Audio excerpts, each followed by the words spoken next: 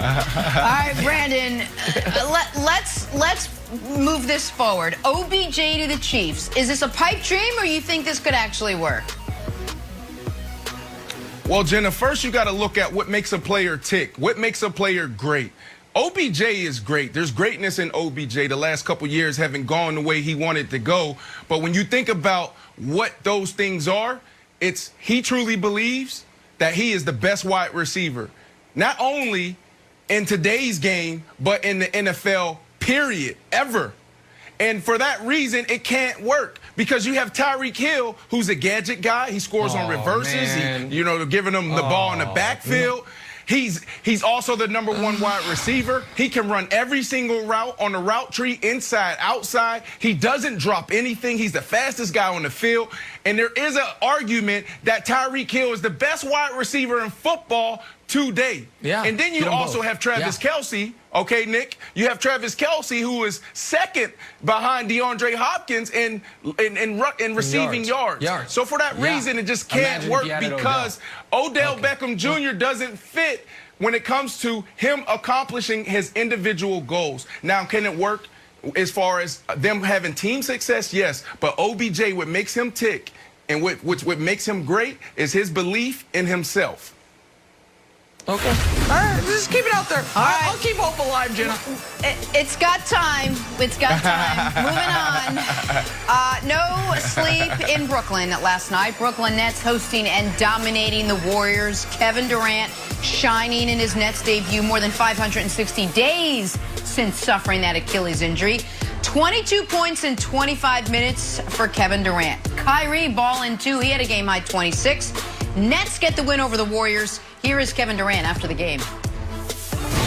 I know it's a lot of emotions and a lot of, I got so many calls and texts about, playing again. For me, I was just like, I got to focus on the first possession, and then try to get through that and then move on each possession. So I try not to make too big of a deal out this whole thing. And, realize I've been playing this game since I was 8 years old. So I just got to revert back to what I know. I think I got caught up in that in my career a few times, just trying to play hero basketball where, the team success is really going to dictate how great you are as an individual and how great you play your role. So, being here at this present moment, I'm enjoying that and I'm embracing it, and that's all that matters. I don't need a All-NBA. I don't need an MVP. I just want a championship with a great team that I can look back on history and say we did it our way and we had fun doing it. I'm in year 10. All I want to do is enjoy every single day I'm playing basketball and coming into work. Other than that, I live my life with my family, and that's the most important thing to me. All right, Chris Broussard is joining us now.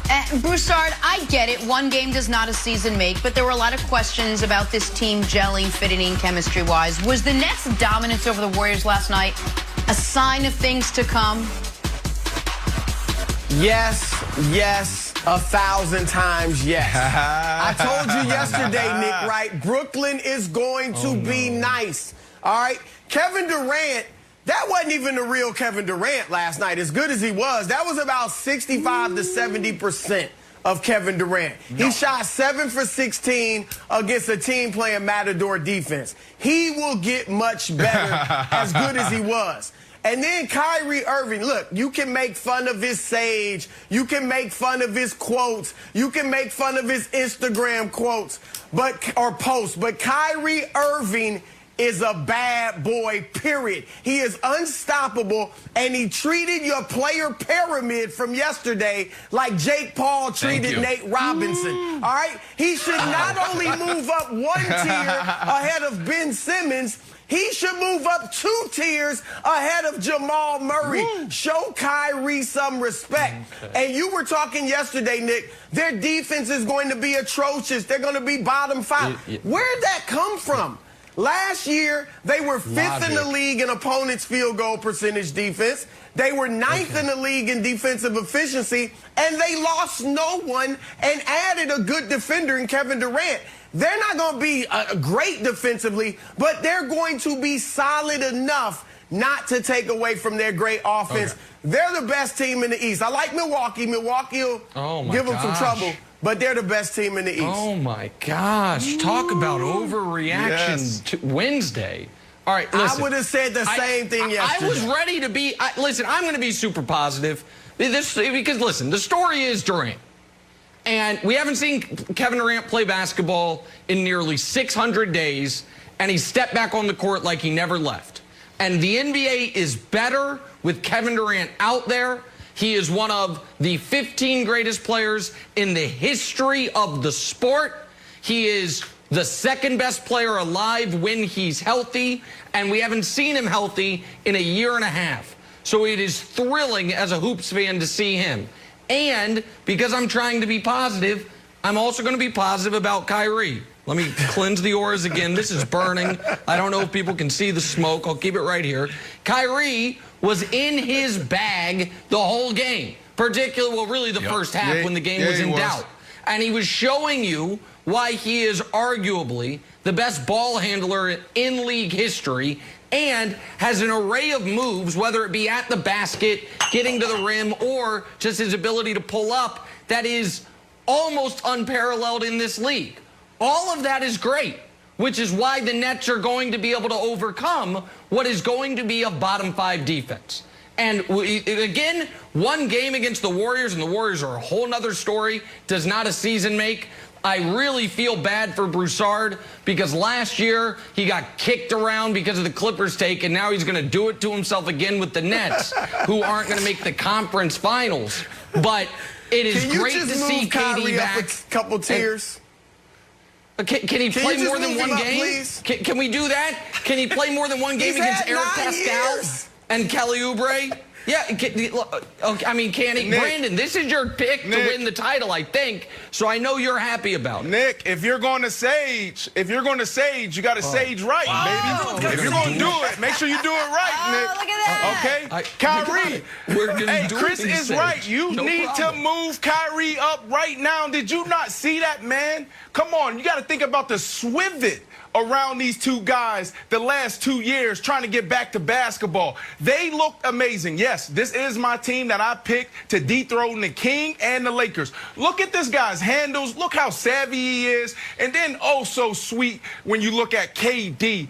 KD got to his spot. KD created his own shot. KD looked like the greatest player on the planet. Now, look, I'm not going to give him that. LeBron James, I'm not going to disrespect him right now, but he looked like that last night. KD and the Brooklyn Nets, this is the team that's going to dethrone the LA Lakers and your king, LeBron James, Nick. Oh, my goodness.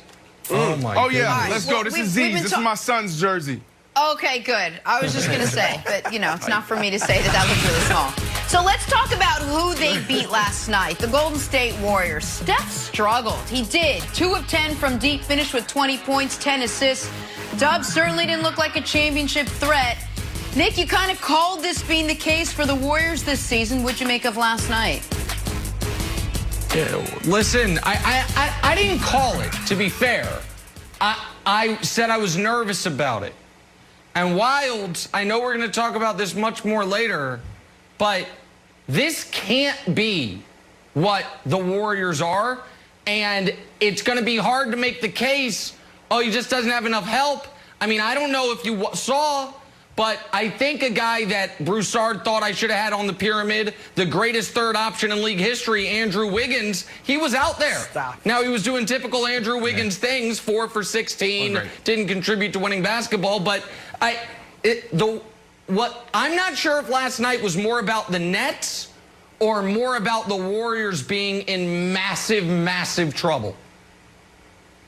Yeah, I started to look up the NBA draft 2021 once I saw the Warriors. Not only that, like, this was bad for the league. This is what we rolled out first game, and it was over in their first quarter. And Broussard, you know, I love the Blazers, buddy, but, like, we have to see Steph carry a team. Like, Dame doesn't have a tremendous amount of support around him. I love CJ, don't get me wrong. I love drinking wine. I love CJ. But, like, there's plenty of teams that would, like, not get blown out in the first quarter. We didn't see, like, Bradley Beal's Wizards of last year, this wouldn't happen to. So the fact that they were getting smashed in the opening night on the biggest stage in sports was honestly embarrassing. I felt bad, and I took my son's Warriors knit hat and we put it on the snowman outside. It's like when they can be competitive for first game, it can come in, but right now it's on the snowman. Yeah, sorry.